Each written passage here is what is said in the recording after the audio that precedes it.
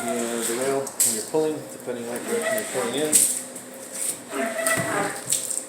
Switch Falda has no redeeming culinary value. Probably not even good in hot dogs. It'd be more of a filler product than anything else, or you can push it through a grinder. But it's 2 or 3 screens that'll catch some of the connective tissue. It's a lot higher, fancier than we employ over here. I have no interest wasting my time and my money on this. So, we have tried. It's not that we haven't. Okay. It's just not worth it. There's some value to it. We might discover value for it, maybe sous vide, maybe whatever, but we're not doing it. This is not money. Even like completely ground up as chopped meat, it still It just dead? makes rubbery little bits. Yeah. Quick. Yeah. Yeah, and it chokes up the grinder plate, and then it creates a labor. Yeah. Okay. This is a whole quarter. Can't throw that out, no? You sure? Yeah. Okay. What's he gonna do with it? I wouldn't grind it for him. I wouldn't sell it to him as is. It's not useful for anything. So, thank you for the reminder. But yeah, I don't think he wants his fat either. But whatever ground product we do end up doing for him, that's nothing it's nothing attached to. So, only because the USDA choice in prime beef, I developed this method and this, order of attack. No one in Eretz Israel would do this way because they don't get cattle anywhere nearly as fatty as well. You can't. They would die of heat stroke. So what I'm going to do is just remove 2 fat bodies of particular interest to me because they're useful for other processes. That's the tri-tip. Okay. Okay? That's just experience. You can't just take a blind stab at whatever you want. So I don't require you to know this or to know how to do this. That's one lymph node over there. There's another one right over here on the crotch. But I do, and also I'm using a 5-inch knife because I feel like. So that's more than enough fat for anything we're going to grind for him out of this. This is the crotch fat.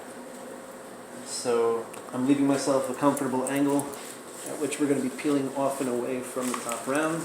This is straight out chaylev, right? The crotch No. fat? Oh, no? Okay. How's that chaylev? Okay, you're right. Yeah, it's on the outside. Oh. Okay. No. Okay. That's the outside side, right? No? Sure. Yeah, actually good fat. Okay. Saturated. Mike, we took out 3 bags of jerky meat. I want to smoke some tomorrow night. Did you smoke any today? No, should have. No, it's Ari's thing's gone.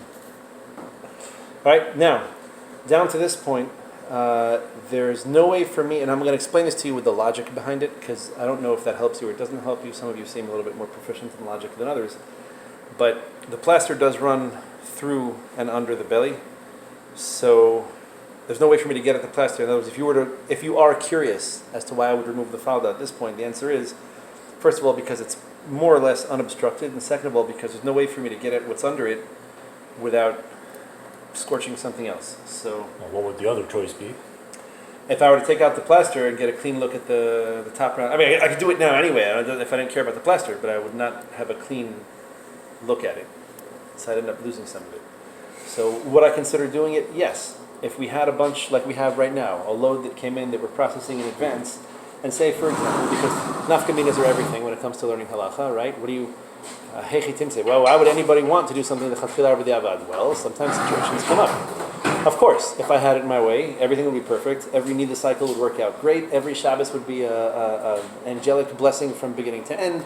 Every shechita would be perfect, but there are different realities in life. So if, for example, I had a pressing need because I wanted to set up a load of prosciutto. I wanted to cure corned beef, top round, bottom round, eye round. I had a specific order for it. Could I get the top round out at this point? Yeah, in about 2 minutes. But it would involve potentially sacrificing other things that unless I have a compelling need to sacrifice, I'd prefer not to. So at this point, I've removed about as much fat as I'm interested in recovering as fat bodies, per se. There's plenty of fat I can trim off of this and make perfectly good use of. It's just I'm not going to go after it now. There's no point. So mind the angle of attack and stand in at such a vantage point that you can tell. I'll be doing most of my pulling this way, so the rail will be here. I'll be here. If you want to see the angle of what I'm doing, position yourself accordingly. Okay? But you can see when I tug on this that this is clearly no longer the top round, right? And in fact, if I leave myself a bit of a seam, pretty comfortable that I nailed it. Okay? I cut down at about a 45, knowing this is the belly, that's the top round, and there's a very heavy gristle connection, which is the groin. Okay?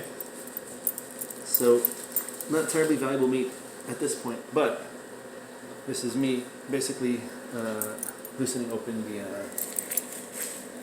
access to the rest of the falda. It's actually a bit fat.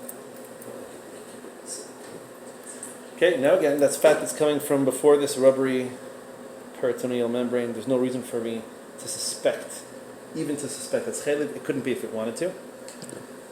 And so, I'm going to continue just to loosen this rubbery yellow connection. It has nothing to do with fat. That's actually pure rubber. And believe it or not, it will reduce when you cook it.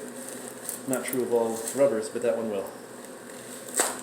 This I could have taken with me, but it's a lymph node, doesn't make the fat especially useful, and it will be the first thing to go bad in the fat body. Now, I am officially down, okay, to the point where the tenderloin is right under here. You can see. This is where the plaster ends and the tenderloin begins. So here you need to be delicate, okay? And when I say delicate, I mean delicate. Tenderloin runs right over here and ends right about here. And that's that famous triangular intersection between the end of the tri-tip, because don't forget the tri-tip starts out thin over here and it hugs the quadriceps either way, where it butts the tenderloin butt, and it hugs the rump over here. The longer wing of the tri-tip is on the outside towards the glutes. And so what I'm going to do is turn my knife this way. Okay? Now my knife is pirate style, overhand. Why? Because I'm interested in getting down and behind over here. I still need to be able to see what I'm doing, and I'm going to be tugging on it this way. Remember, my left hand works harder than my right. You just can't tell because you never pay attention. So this, I did just kiss a tiny bit of tenderloin, but no concern.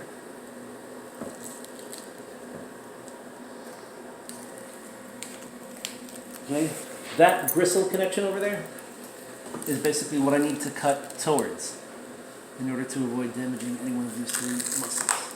So I'm turning my knife out because the tenderloin does swell out before it goes back to a taper. And this is pretty much inevitable. There's no way for me to get the oblique muscle off the tri-tip without going through one or the other. Layer of gristle is way too thin to be aiming for. If it helps you and it's easier, my knife is angled this way. To be clear, if I go this way, I'm going to hit tenderloin. Okay? Zero. We're wide open. Okay, that's the tenderloin. Got a nice close shave, but I didn't touch it.